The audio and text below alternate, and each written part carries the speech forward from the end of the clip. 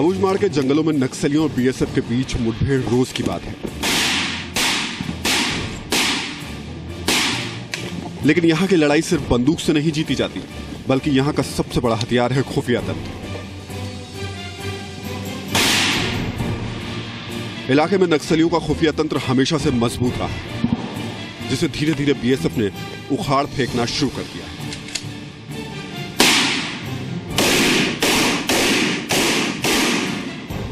यहाँ हमारा एम नक्सल को मारना, महज मारना नहीं है, हमारा उनको मेन स्ट्रीम में लाना होगा। अब मैं यहाँ आपको बता दूं कि पिछले 6 महीने के अंदर हमने 15 हार्डकोर नक्सल्स जो हैं उनके परिवार वालों से मिलकर, उनके रिश्तेदारों से मिलकर, उनके फ्रेंड से मिलकर के उनको सरेंडर करने के लिए मजबूर किया।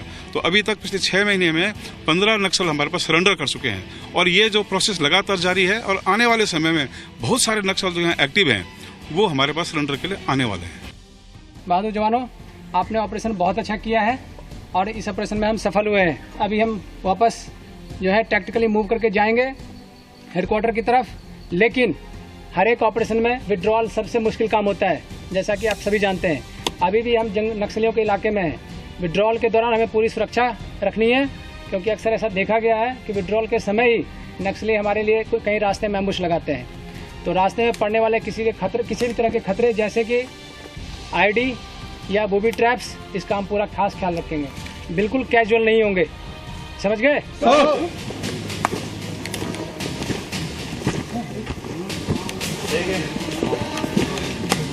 24 घंटे के ऑपरेशन के बाद बीएसएफ की टीम ने वापसी शुरू की, इस हिदायत के साथ कि लैंड माइन से संभल कर चलें।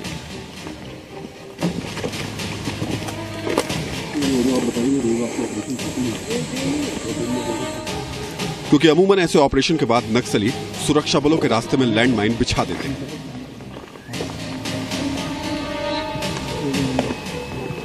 बीएसएफ के असिस्टेंट कमांडेंट राजीव कुमार का शक सही साबित हुआ। टुकड़ी के आगे चल रही बम स्क्वाड टीम के मैसेज ने सबको फिर से हरकत में ला दिया। एक कलवट के पास में से एक आईडी डिटेक्ट की है, उसको सर्च किया तो देखा कि ये डमी है सर। ओवर। ओके, उसको आप कॉर्डन करके रखें और उचित कार्रवाई करें और साथ में पूरे इलाके को सर्च करवाएं, क्योंकि यहाँ पे और भी आईडी हो सकता है। तो पूरे प्रिकॉशन के साथ इलाके को सर्च करें। होगा, मैं आ रहा हूँ। होगा। Okay Roger sir, search party sir आसपास के एरिया को सर्च कर रही है और जहाँ पे ये डमी आईडी मिली है इसको अच्छे से कवर कर लिया है सर। Over sir. रोजर, आप बीजी टीम को भी बता दें, अपने एक्शन में लग जाएं। होगा। Okay Roger sir. सर कुछ मिला है? Alpha Charlie for alpha 3 report. Over. अभी हमें खबर मिली है कि इस इलाके में नक्सलियों ने कुछ आईडी लगाए हैं और हम लोग जा सकते हैं वहाँ तक?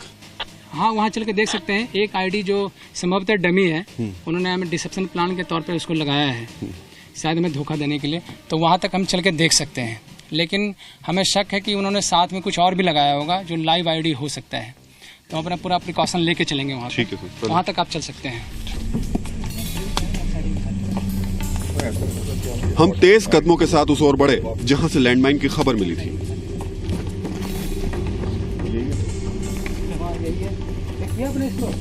नक्सलियों की प्लानिंग है, ये डिसेप्शन प्लानिंग है और इस तरह के डमी आईडी हमें अक्सर मिलते रहते हैं बहुत से स्ट्रेटेजिक पॉइंट पर। तो हमें इसके साथ ही समझ लेना चाहिए कि निश्चित रूप से नक्सलियों ने इस इलाके में कहीं और भी आईडी लगा रखा होगा। तो अभी हम फिलहाल इस डमी आईडी के पास हैं। हमने अपने बीडी यूनिट को सर्च करने का और बॉम्ब डिस्पोजल जो भी कहीं मिलता है बॉम्ब, उसको डिस्पोज करने का टास्क लगा रखा है। अभी वहाँ पे काम चल रहा है? काम चल रहा है। अल्फा 3। तो ये इसका मतलब अभी कुछ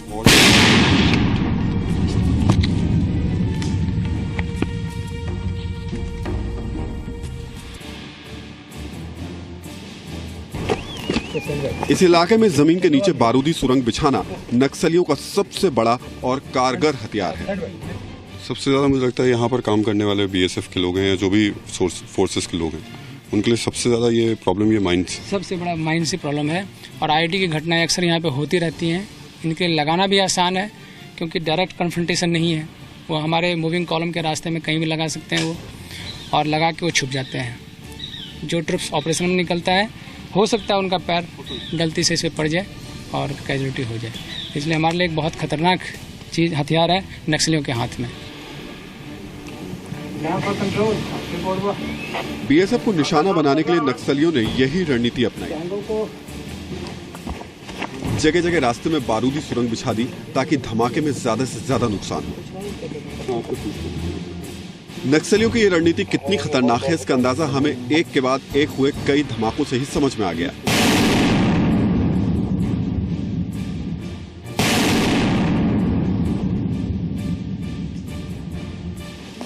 धमाके के साथ ही बीएसएफ की बम स्क्वाड ने मोर्चा संभाल लिया। एक एक कर कई बारूदी सुरंगों को डिफ्यूज कर बम स्क्वाड की टीम बाकी टुकड़ी के लिए रास्ता साफ कर रही थी।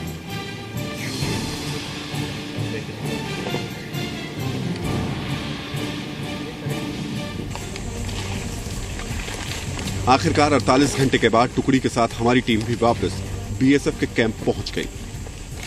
लेकिन नक्सली कमांडर जयराम की तलाशी का ऑपरेशन अभी जारी था। अगले दिन सुबह 7 बजे आखिरकार जयराम और बीएसएफ की टीम आमने सामने आ गई। 2 घंटे की गोलीबारी के बाद जयराम AK-47 के साथ गिरफ्तार कर लिया गया। बीएसएफ की खुफिया जानकारी सही साबित हुई। गिरफ्तारी के बाद हम जयराम से बात करना चाहते थे, लेकिन एक तो उसे गोली लगी थी और दूसरा अब तक उससे कोई पूछताछ नहीं हुई थी, लिहाजा हमें इसकी इजाजत नहीं मिली।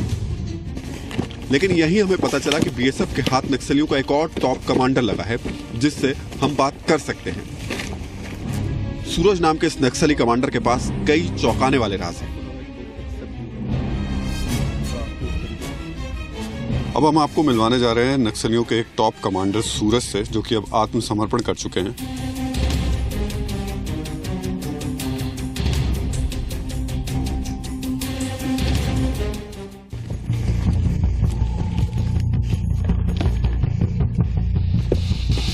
यहाँ से लड़ाई थोड़ी मुश्किल हो जाएगी।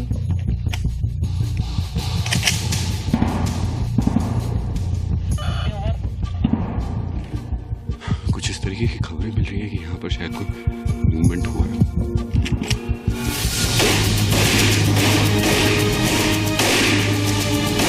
और आप लोग प्लीज दूर रहिए थोड़ा सा।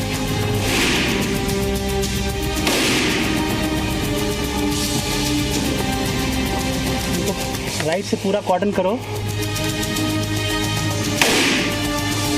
बताया जा रहा है कि नक्सली यहाँ से दूर पर है और बीएसएफ की टुकड़ी उसी तरफ आगे बढ़ रही है।